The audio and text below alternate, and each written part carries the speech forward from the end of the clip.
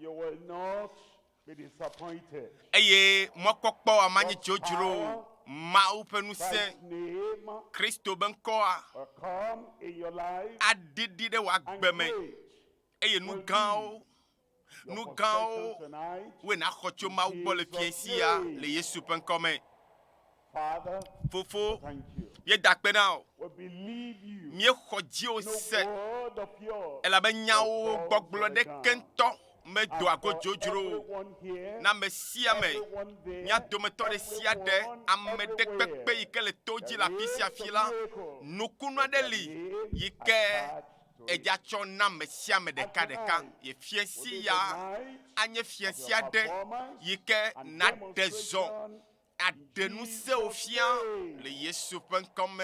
thank you, Lord, Fofo me de the answer. akpena ube ne tonam. Jesus' Le name, Yesu I pen pray. kwaji me dogbeda le. God bless you. Maune You can Yerami. sit down. Notoji We're looking at Matthew yaklem chapter le 6. Mateo pa gbaleta den liye Our me. reading from verse 10. Yakle pipi wolia. It says in Egblɔ verse be 10, pipi wolia. "Thine Wo kingdom fiadupe come, nava. the kingdom of power, Nu se be fiadupe. the kingdom of glory, Nu chikoko be the fiadupe. kingdom of God, Mau be the fiadupe a. kingdom of grace, Amenu the be kingdom fiadupe. of all possibility Ble in your fiadupe life. iketemu wa He nuo moved katsan la me us pa gbeme a. out of the Ebe earthly fiadupe ma kingdom. yike me koko na mi. He gets us Akoko mi dade. into the eternal Fiadupe kingdom, ma and voa he me. establishes Eye us acho wa in nanyi. Emmanuel's kingdom, De Emmanuel be fiadupe la me. that will Ekem la. be done Yepe lɔlɔnu in earth ava me as it la is nyigbaji in abalesi heaven. owone le dziƒo In your ene life le tonight, agbewo me le fiesi ya the la will of God. Mawu ƒe In lɔlɔnu your family le tonight, ƒome wa mea the will of Mawu God. ƒe lɔlɔnu ava And me any negative eye nu will badabada ɖe will not kpekpe be done in yi your le life. dzɔdzɔm la oya ma His ƒo go ɖe o will is Mawu for your ɖeka joy, ko ƒe lɔlɔnu ava me your ana wo happiness, dzidzɔ for your ana wo protection, nukoko ana for wo your ametakpɔkpɔ healing, for ana your wo dɔyɔyɔ deliverance. ana wo And then katoto eventually, eye after nuwuwu he a has blessed you esi ke on wòyra earth, òvɔ le anyigba he dzi will la take you to heaven. akɔkɔ ayi dziƒofiaɖuƒe la me He's already preparing a place for you. ele teƒe dzram da ɖe anyi A na o mansion.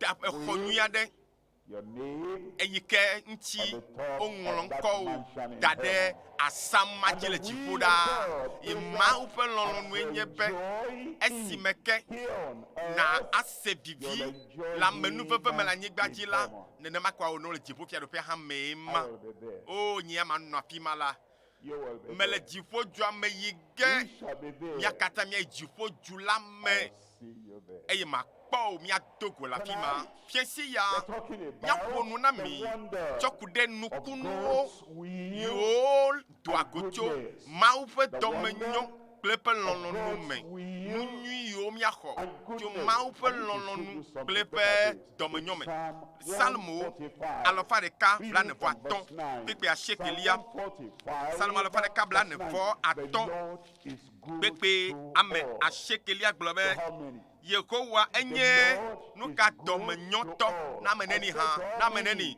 na amewo katã na amewo katã miame yiwo katã le to dzi le fiesi ya Yehowa anyɔ dɔme na mi eye ame yiwo katã le se ŋkɔnye le radioa dzi fi kake mi lea mete gogo mi be magblɔ na wo be Yehowa anyɔ dɔme na wo le fiesi ya Yehowa be ɖe yele dɔme nyɔ ge na wo yeanyɔ dɔme na amewo katã mía dometɔ ɖe kpekpe yi ke Mawu wɔ le anyigba dzi la yeƒe dɔmenyɔnyɔ eli na ame sia ame eye wo hã ne le ameawo me eya ta Mawu ƒe dɔmenyɔnyɔa eyae atsɔ nu vɔ̃wo ake o ana nukunu ewo yi ke le ɖo tom ewo ŋutsu ma ewo nyɔnu ma ewo ɖekadze ma ewo tugbedze ma Yehowa ƒe dɔmenyɔnyɔwo katã ava na wo le fiesi ya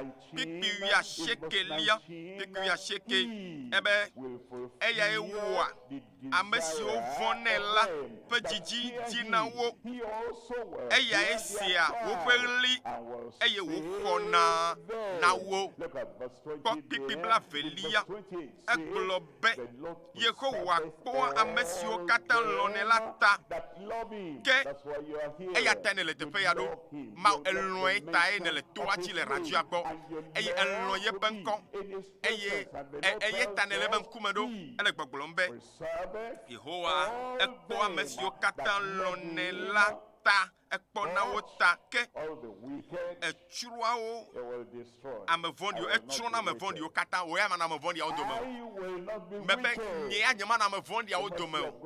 Mawu ƒe dɔmenyo ava na wo. Nu ame tɔ matsɔ fia mi nu gbãtɔlia. Do dzesi Mawu ƒe lɔlɔ̃nu be enye be nakpɔ ɖeɖe, nye be Mawu dzi be nakpɔ ɖeɖe, nu gbãtɔ ma, nu velia. Mawu ɖe yeƒe lɔlɔ̃nu fia mi be mía ahaya ye nutɔlia. Mawu ɖe yeƒe lɔlɔ̃nu fia be míanɔ agbe kɔkɔe eye míakpɔ nudzedze kpɔkpɔ. Malé ŋku ɖe nu gbãtɔ dzi kpakple o. Ebe do dzesi be Mawu ƒe lɔlɔ̃nu na woe nye be nakpɔ ɖeɖe. Minya amewo li, womenye be nu yi dzi Mawu le na yewoa ye nye ya o. Womenya be ne ma wadi be yeakpɔ ɖeɖe loo alo ye makpɔ ɖeɖe o. Womedo dzi na be yewoado dzesi to nu yi ke dzi Mawu le na yewo le anyigba dzi, nye be ɖeɖe loo alo menye be ɖeɖe o. Womekpɔ do dzesi to Mawu ƒe lɔlɔ̃nu na woƒe agbe nɔnɔ le anyigba dzi o. Ebe nye kpɔ nye menya o lo, nye menya be nye hã me le ameawo dome o. Ame tsiatsiawoa nye me le wo dome o.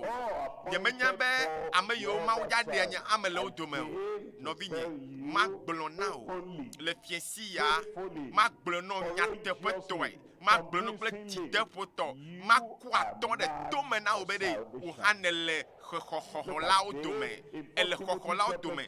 Timoto gbãtɔ tave kpekpetɔlia ele gbɔgblɔ be eye nye Mawu ƒe lɔlɔ̃nu na wo be nakpɔ ɖeɖe be sia nyɔ eye wodze Mawu míaxɔ la nu.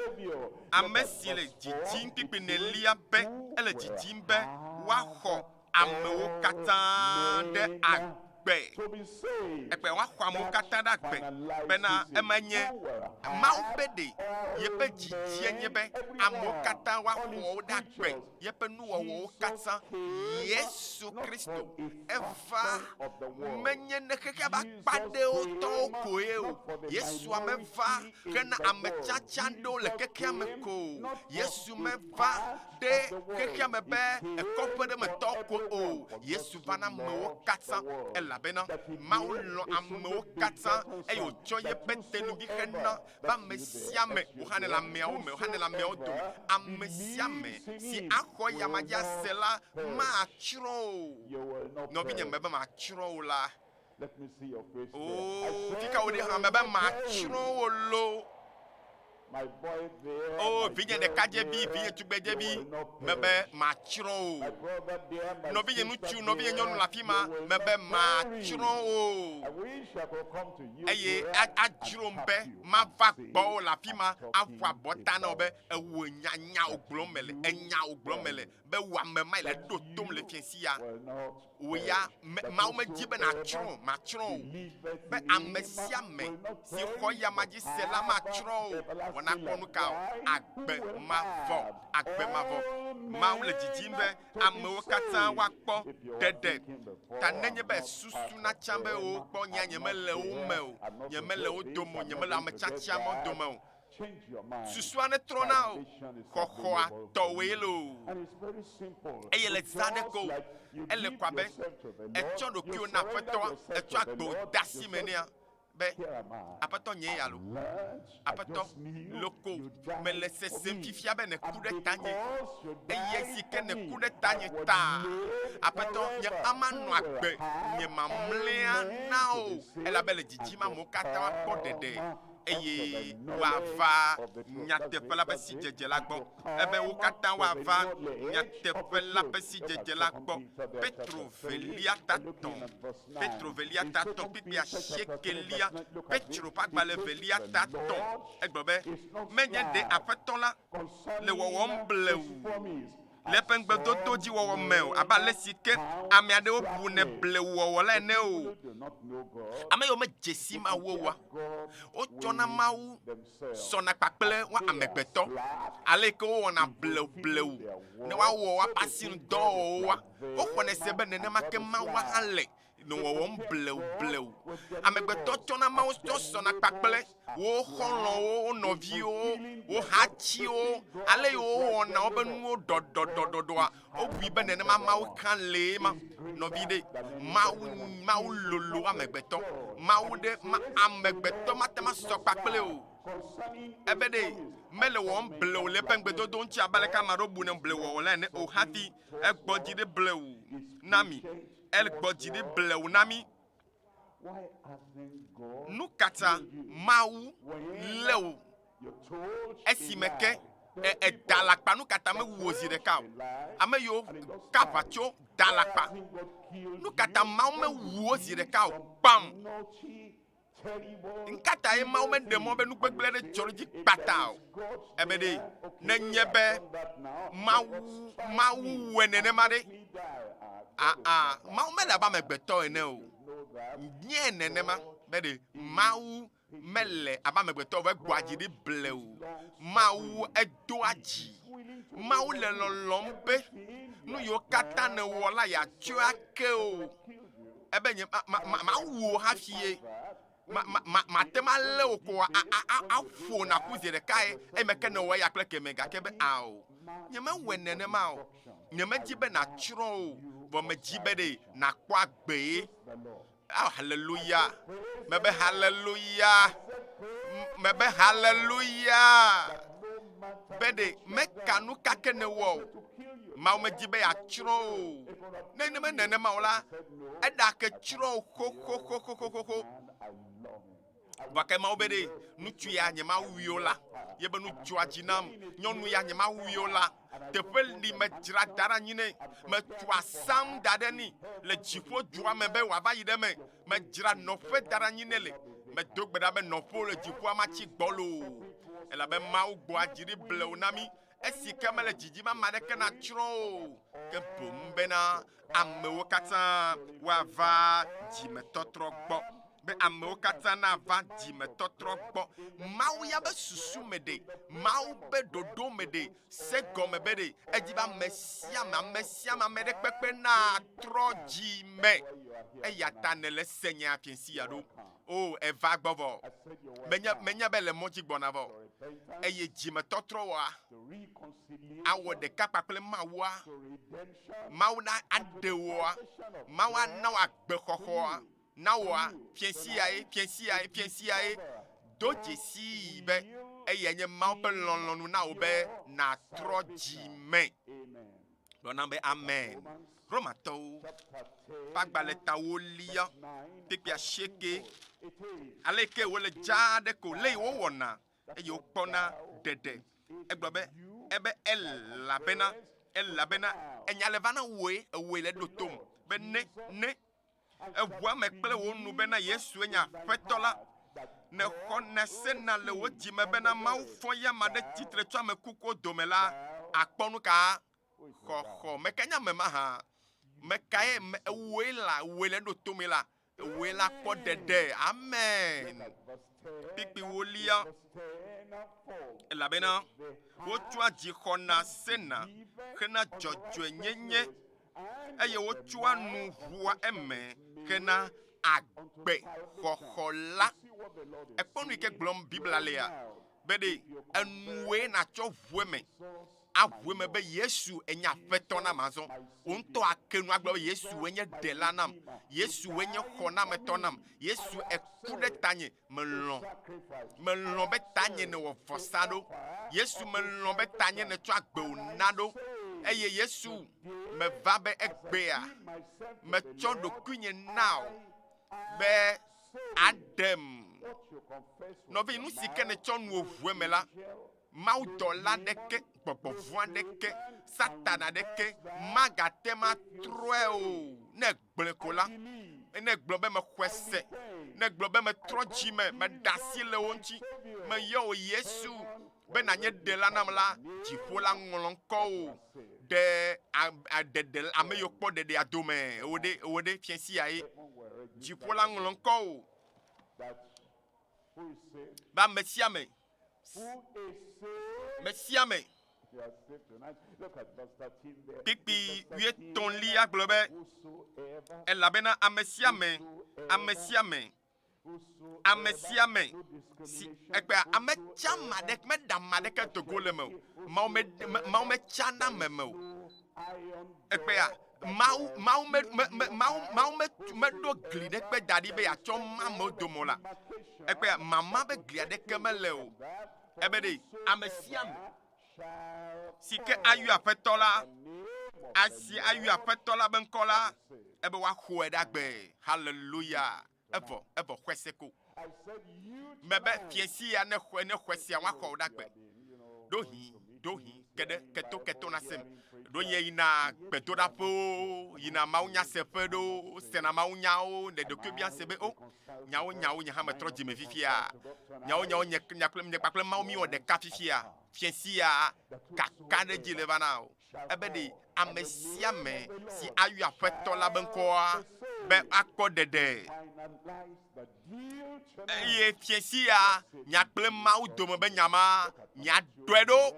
Nuvelia yi ke matsɔ fia mia enye Mawu ƒe lɔlɔnu si ke woɖe ɖe go be nyakpɔ hayahaya.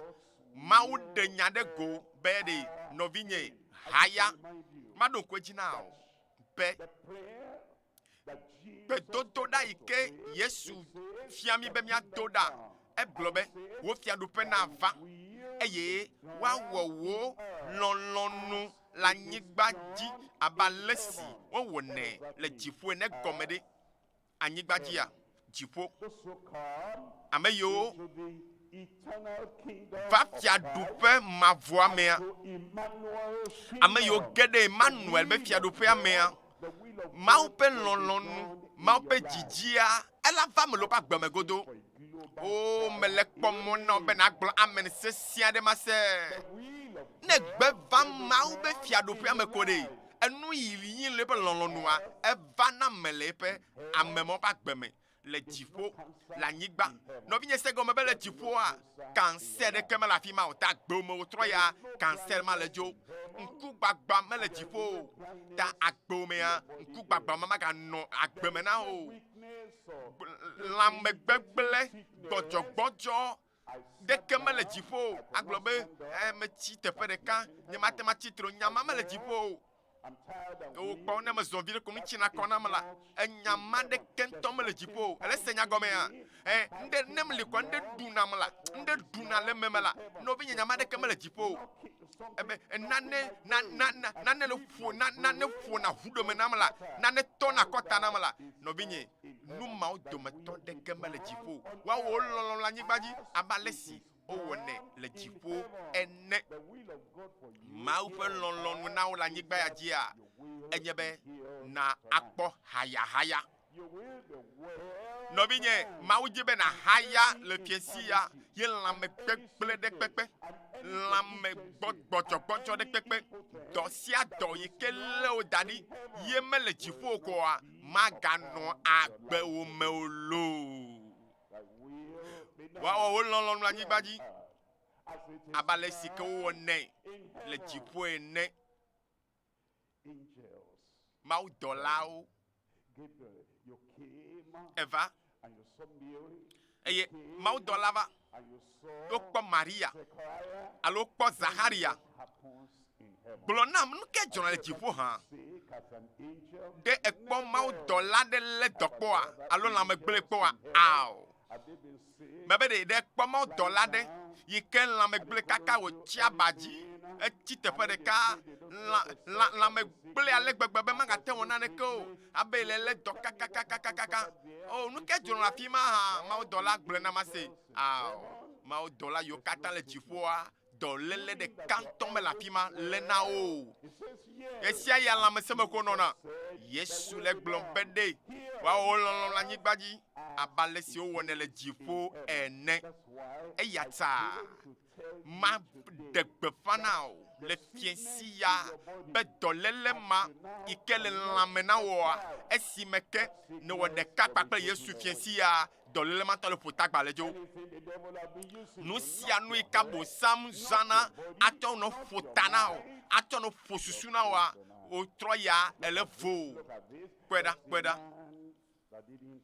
ntu ade manyanya yo benyamo pelolonu ne be wano lamsemo wa akpo haya eye Matteo pagbaleta nyilia pipi gbanto ke esike Yesu di choto ajiva amha gando jeyome pipi velia eye kpoda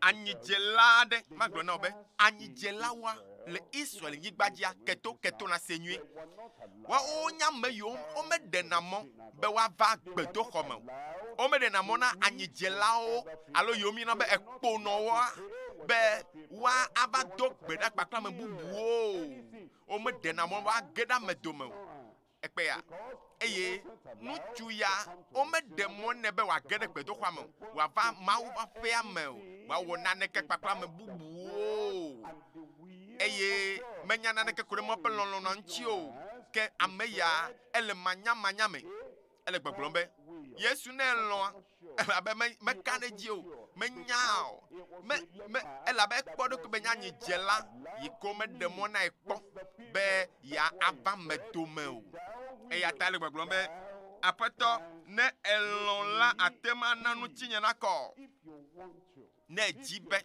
ne le lolom la ponya bia mo le ra ebe ne lo a vo azo he ma glona obe o ya mele nu manya mazo ela be nu kata ela be o ya enyevo ela be o ya bibla swasi wegbe e ne nye be doyoyo haya lina me o kata enye be Yesu va be agla bo sambe don na o kata dome enye be na Yesu aglo be jesi sala kwa mesi o kple jeyo mela do ebe be nkoji a wa nya gbogbo no dasire dono je open la mela haya la se eye ma tema glo na me gbebe ya ye mele ya ye menye o abaleke anyijela ya menye wene ebe ye na onu sela be wa nya gbogbo to go wa dagbe la monchi ebe mawo fia do fea wa tona mo be eba do to me vo ame ya ele manyame vo we ya magano manyama olo glona be amen enyamo pelolon mazo mawo lolon be na haya wa me made ha hallelujah be aloma ikene ko ijia jifo pe na vo mawo lolon be fiensia ela haya hallelujah ey ne globe ebe ne lolon la nanti na ko nyaka Yesu to don chineo pipi ton lia tete Yesu donu do pa boda ey o dasienu ebe melon Yesu be melon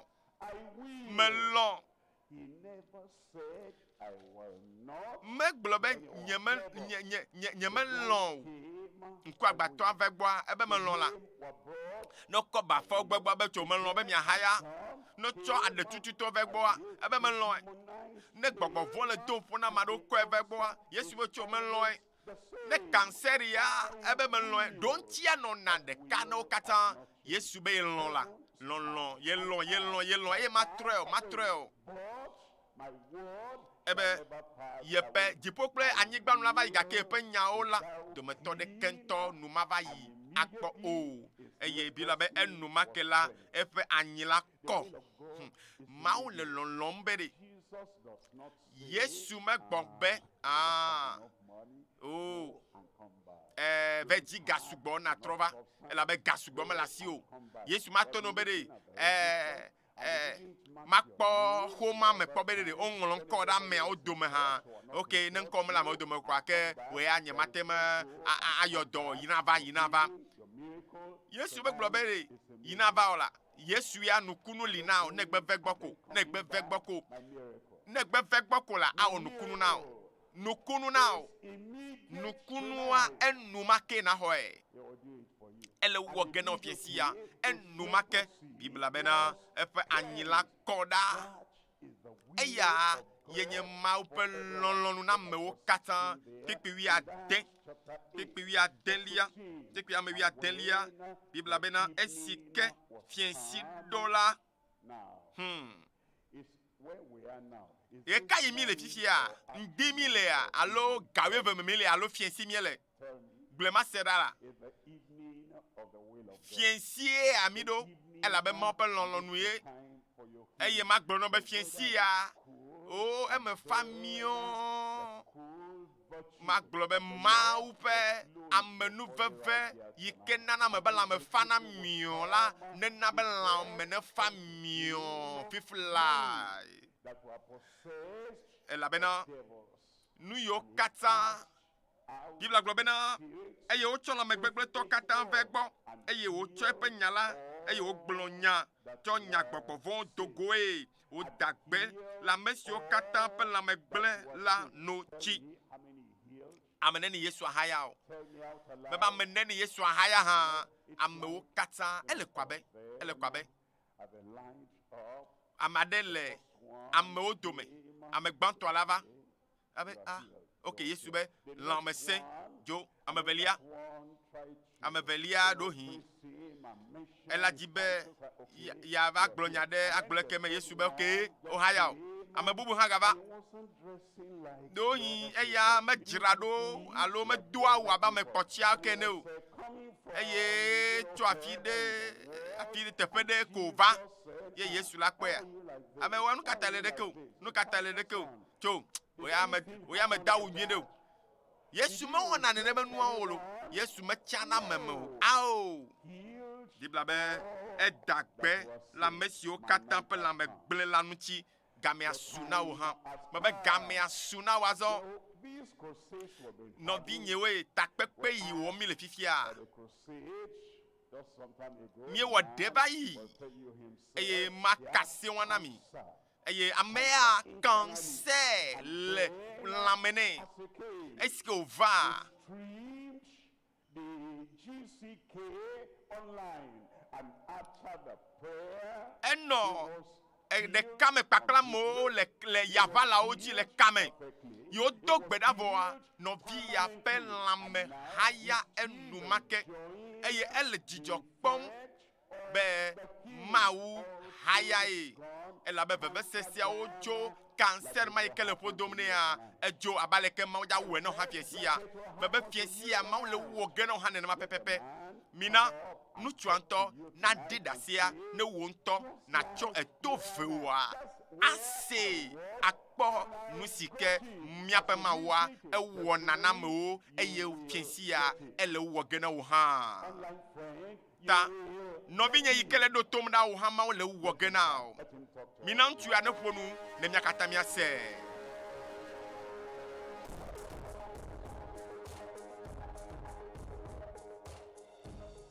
My name is Onyela Nwaju.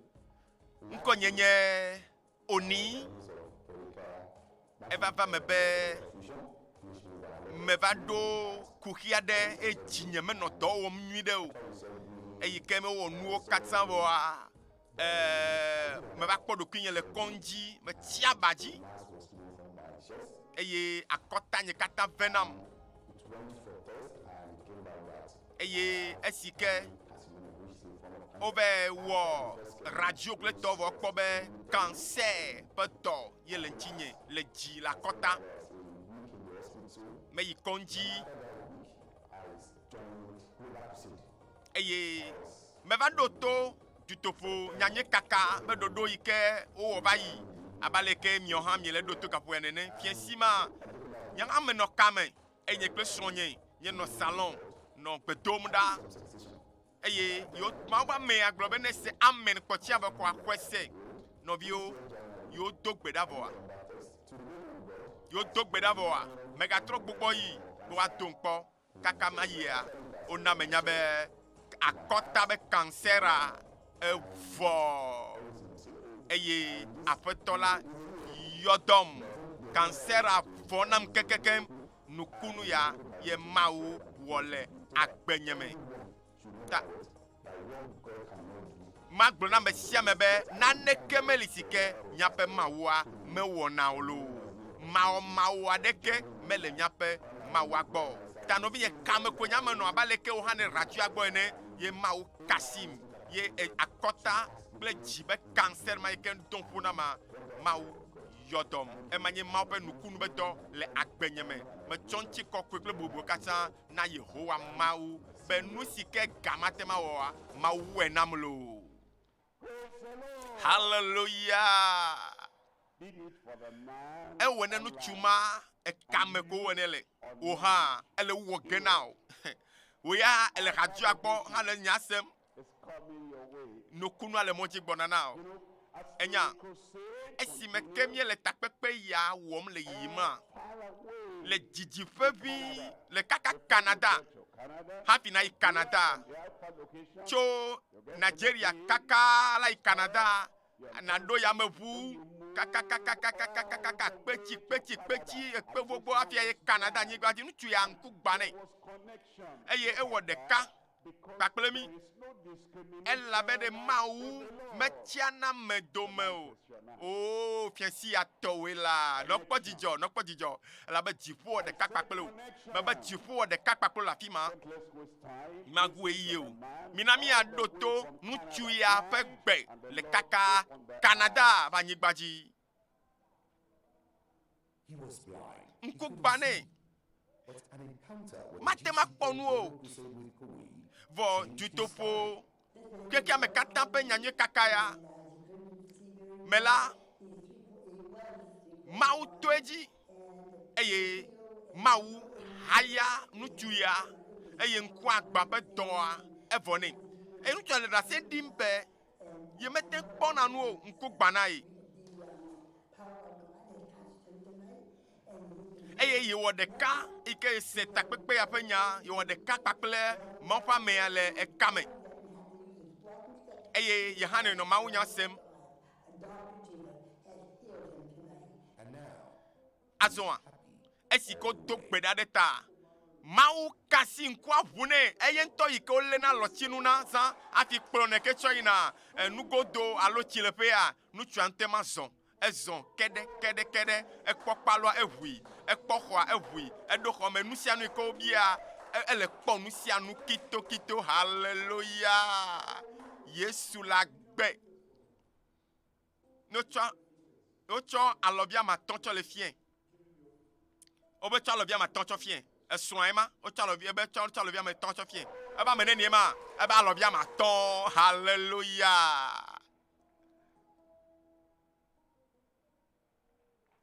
gblɔ nam be amen miabe mawu alolo amen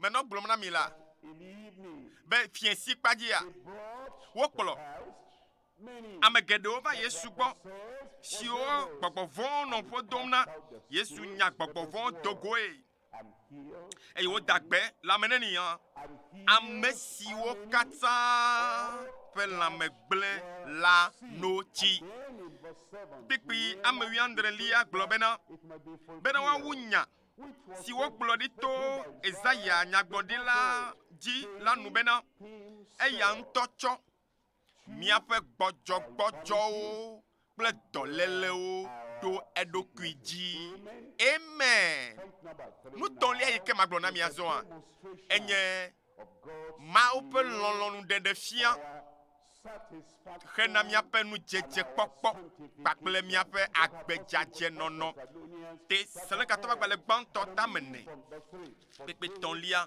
elabe sie nye mawu ƒe lɔlɔ̃nu na mi be ɖeɖekpɔkpɔa mawue dzi be atsɔe na mi dzidzɔkpɔkpɔ enye mawu ƒe lɔlɔ̃nu dɔyɔyɔ alo lãmesẽ nye mawu ƒe lɔlɔ̃nu gadede enye mawu ƒe lɔlɔ̃nu nudzedze kpɔkpɔ dzidzeme kpɔkpɔ de nye be mawu ƒe lɔlɔ̃nu ye la eye agbe kɔkɔe nɔnɔ hã mawu ƒe lɔlɔ̃nu ye nu nyui mɔ katã mawu le wɔ ge le agbo me bena de ebe sia nye mawu ƒe lɔlɔ̃nu bena miaɖe nya ɖokui la tso fiẽnufiẽnuwo gbɔ kple nutsila ƒe nudzodzrowo gbɔ fiẽsi ya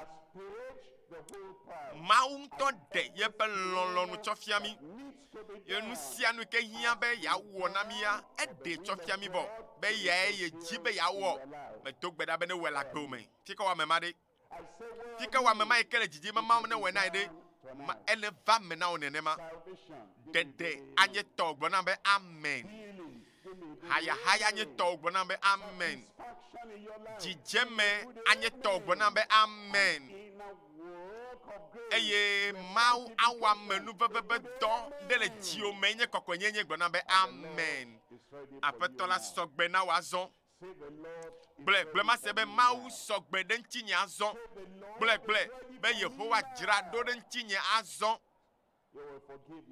atsɔ nu vɔ̃wo ke wo le fiẽsi ya ana gbenɔnɔ la trɔ ana natrɔ keŋkeŋ eye yayra nyona kple amenuveve yiwo ne hiã fiẽsi ya la yehowa le wɔ ge na wo le yesu ƒe ŋkɔ me me sia ame ne bɔbɔ ta azɔ ne mia ade mɔto bibla be ne ʋu eme kple wo nu ne wo ŋutɔ eke nu gblɔe be yesue nye ɖela ne eke nu gblɔe be yesu yenye be xɔnametɔ kple yeƒe ɖela aɖe nu gbegblẽwo katã ɖa le agbewo me nu vɔ̃ yiwo katã ne wɔkpɔ atsɔ wo ake wo ebe ɖe enumake ya wɔe na wo bɔbɔ ta le radio gbɔ eye natsɔ edzi be fiẽsi ya eye ke ne se mawunya ya vɔa yatsɔ yeƒe agbe ana yesua nɔvinye mekake nenye o fi kake ne le se mawunya ya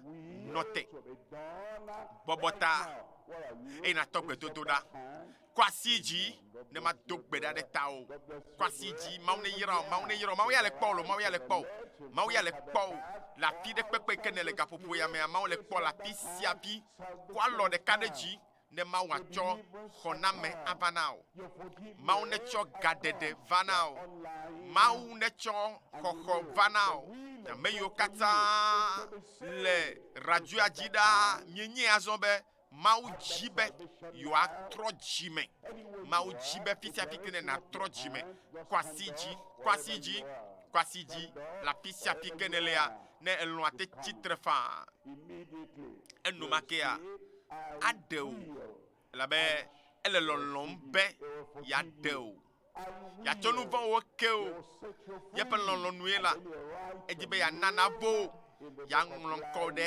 agbegbalẽa me le dziƒo dua me kɔ asi ma ɖe dzi ne makpe ɖe ŋuti miado gbe ɖa fofo le wo nugbedodoa nua le wo dzidziawo nua le wo lɔlɔ̃nu mea medzi be ame aɖeke ŋutɔ natsrɔ̃ o medzi be ame aɖeke natsrɔ̃ va nakpɔ ɖeɖe yehowa ame yiwo katã kɔ asi dzia mekplɔ wo katã va ŋkuwo me ame yiwo katã le ɖo to gaƒoƒoa me do gbe ɖa ɖo ta be ɖeɖewo netso gbɔwò ava na wo le yesu ƒe ŋkɔ me tsɔ woƒe nu vɔ̃wo katã ke wo nanewo avo tso nu vɔ̃ si me na be ɖeka ne ge ɖe mi kpakple woawo kple wò mawu dome le yesu ƒe ŋkɔ me mawu na wòava me ŋlɔ be ŋkɔwo ɖe agbegbalẽa me le dziƒo dua me mawu na wòava me na wo eye natsɔ dzidzɔ de woƒe dzi me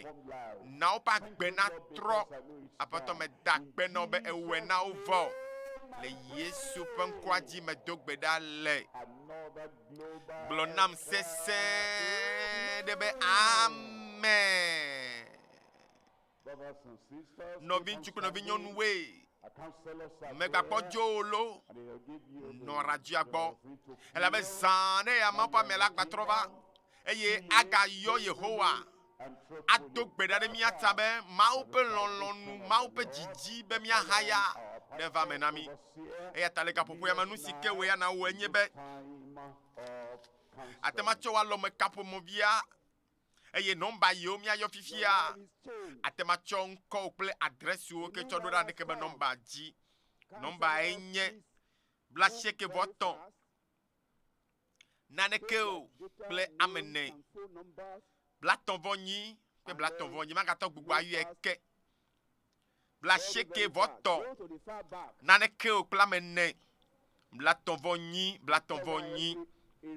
nomba ya die na tema cho wo nko pakple o adresse o cho do dado ete yo fifla ete yo zireka fa ne elon ete cho WhatsApp cho do da fa eye novi nyuya de akho le kame eye ado jana o elave o troya lo fiesia miedo wezona o va Christo be fiado pe yame wezon novi nye wezon va ma fiado pe la me menye be eina church pe menye be eina ma papa me pe yake won tenya be yime pol gede mo be fiado pe yame o vo fiesia amenu vevea eswasio Yesu voagboa ese gomazon be ma pe jiji na yebe ya tro le pe chime ne ya kpo agbemavo ma pe jiji na ye nyebe ye pe agbenono na tro ne ya kpo jije me plenchi fafa ye tane o chacha ya do ke be watema kpelenchio ne na alebene lekepe ya yira ya ke no binye yo nomba yike me yo fifia alo na nglondo da lekepe nomba ji placer que voton de que o clamene blaton voni français au globe 93 04 38 et kapupuya mea ne eyola no vinyua de anao tofodo wa aklonu le kagodo eye wa akpedenchio alebe ya yira ya magabu azo alebe fiensia ne khosi jejiavo ta maune ne yira wo no vinyonu ma yikele yovo e wo nuchuma o amegama yike se maunya utroya ye nyakasi jinawa mega won kunu pekuo ke cho alome kapumo biazire kana yo radio de l'évangile eye na cho wo adresse o allo wo nyanyana na ke cho doda de nomba yike mi officiel di kenye 93 04 38 blacheke voton naneke okple amene blaton voni eye wa nao tofodo nyito le eka mji eye ma agbonobe zande ya jifo nu le bubugede agbeoji jifo nu ya bukore chio enu yo katama ojira dada nyi na ola ele khoge le fiensia hallelujah nu nyo ma ojira dara nyi nami e wo ikele toji le fiensia nu nyu de Yehowa jirado be ya awonao nu nyu de ma ojirado be ya cho andasinao Yehowa jirado be ya onywinao le fiensia atovo le fiensio kata domain eye fiensia nye agbo apeto trope gomejeje nu kunwa pe agomejeje ya eyata yikene cho wo nko papele adresse do davoa nu ina wo fiensia nye be na no radio agbokpo e na tok gbedodo da gbedodo re nye be na funufo na mawu na gblonya de ne mawu na yo Yesu be nu ya ele wo ya eyata eyenye be khona me tofifia yo Yesu azo to ne bede Yesu azo me dasile nu kafe yinchi Yesu me dasile habada bibimembe asubo mo kata me dasile wonchi Yesu de kai me cho de lakla afeton eyata fifia bon agbaye le jinye ya Yesu nu me tomele ya Yesu nu kenye bebesese na me ya Yesu wenam Yesu khonam Yesu pedenchinye hallelujah Yesu elegbo fisia fi kenele la Yesu la fima po da sedi diaoda Amewo le teƒe dzidzi ɖe le wo xɔme ko le yewo se mawu nya dze klo do gbe ɖa cancer vɔ hallelujah amewo le kaka du dzidzi aɖe me wu kpetia akpe nyi sɔŋ gake yoyɔ Yesua Yesu wɔe na wo be ŋku ʋu hallelujah Yesu ma egale agbe ele gbɔwò dɔyɔlawoa ele gbɔwò etɔ te ɖe gbɔwò eva be ya ayɔ dɔ Yesu va be ya xɔ na o nu yi ke dɔkitawo wɔ kaka wòglo nu yi ke bokɔwo wɔ kaka wòglo nu yi ke amatsiwɔla wɔ kaka wògloa Yesu ya zi ɖeka adabaƒoƒo ɖeka me ne xɔse ko la na dzi dɔlélia magakpɔe o hallelujah dɔlélia ela bu enumake ela ɖe ɖa le lãme na o eɖe fia be Yesua nu se le si xɔe dzi seko eye na anɔ mɔkpɔkpɔ me nɛ nɔ mɔkpɔkpɔ me elabe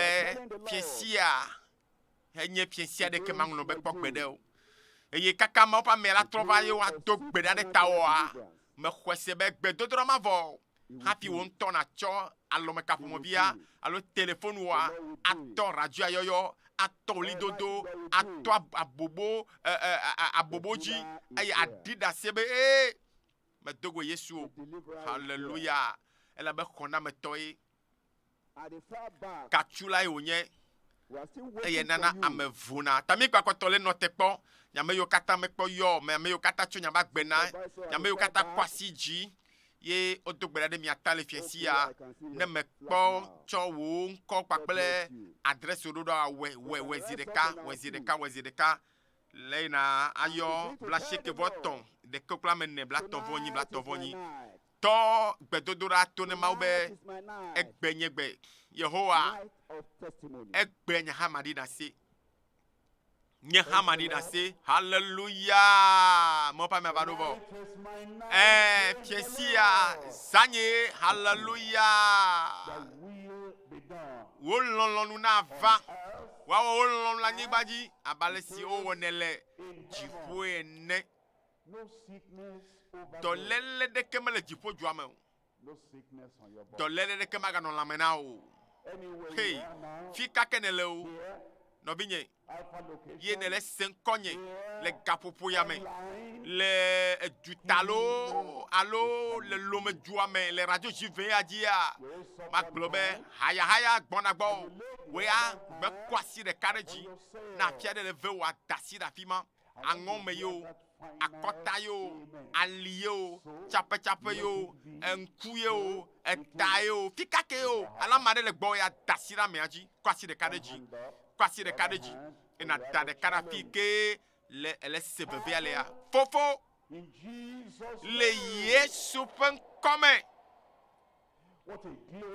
o mɔnukpɔkpɔ gã ke nye si be mianye be miaƒe hayahaya ema dzim ne le o eye wo lɔlɔnu la naneke mate ma xe mɔ ne o ne gblɔ be la ame aɖeke mate ma gblɔ be awo eya ta Yehowa me va ɖe ame sia ame ƒe agbeta ame sia ame yi ke le se ŋkɔnye fifle le radiowo dzi le telewo dzi le yaʋala vovovowo dzi Yehowa me do gbe ɖa bena hayahaya gaɖeɖe yi ke dzim ne le na me amegbetɔwo la ame sia ame ne xɔe le Yesu ƒe ŋkɔme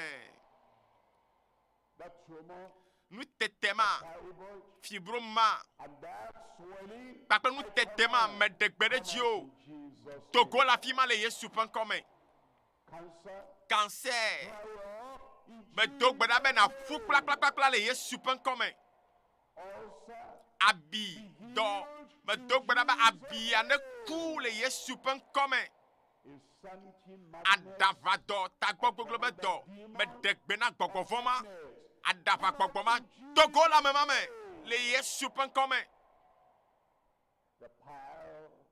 ma koko ma yi ke le ŋtiwa kokoa ne vɔ na wo le Yesu ƒe ŋkɔme eye ewɔame yi ke dɔna ʋu le aɖiɖɔ mea eʋu ɖɔɖiɔ ma ne tso le Yesu ƒe ŋkɔme Oh, vevesese le ƒutowo me, vevesese le tsaƒetsaƒewo, medo gbe ɖa bena vevesesiawo nu ne sɔ le Yesu ƒe ŋkɔ me. Every form of sickness in Dɔléle ƒomevi ɖe kpekpe tso edzodome na wo kaka va kɔ ɖe afɔƒome na woa, Yehowa ba si ne kasi wo gaƒoƒo ya me. here, Fiflae le miɔ dzi, my left, le ɖusi dzi, in front of me, le ŋkɔ, far le adzɔge ʋĩi ɖaa. see Miame sia ame mi xɔ miaƒe dɔyɔyɔ le Yesu ƒe ŋkɔ me. my online. Nyame yiwo katã le ɖo to gaƒoƒo ya me Talk to you directly. le duta kpakple radio gbɔa, medo gbe ɖa Mawu ƒe ŋusẽ ɖe kasi mi fiflae. Fi kake mi le wo, fi sia fi ke mi le bɔbɔ ɖe kpekpe me, le aƒe ɖe kpekpe me, le kɔndzi fi sia fia. Miabe lãme ne haya le Yesu ƒe ŋkɔ me. Lord, Aƒetɔ the demonstration, ɖe ŋusẽ wò tsɔ fia le afi sia afi. Ɖe ŋusẽ wò fia le afi sia afi. Aƒetɔ, lãmesẽ blibo ne trɔ gbɔ va na ame sia ame le afi sia afi. Yesu akpe na wo, akpe na wo, akpe na wo, Aƒetɔ, be ewɔe vɔ, eva me vɔ. Le Yesu ƒe ŋkɔ dzi medo gbe ɖa le. Eva eme na wo vɔ. Hallelujah. Exɔe vɔ. Oh, azɔ ne haya. Nɔbi yi me be ne haya, elabe nukunua exɔe vɔ. Hallelujah. Hallelujah. Ƒuasikpe sese ɖeka. Ƒuasikpe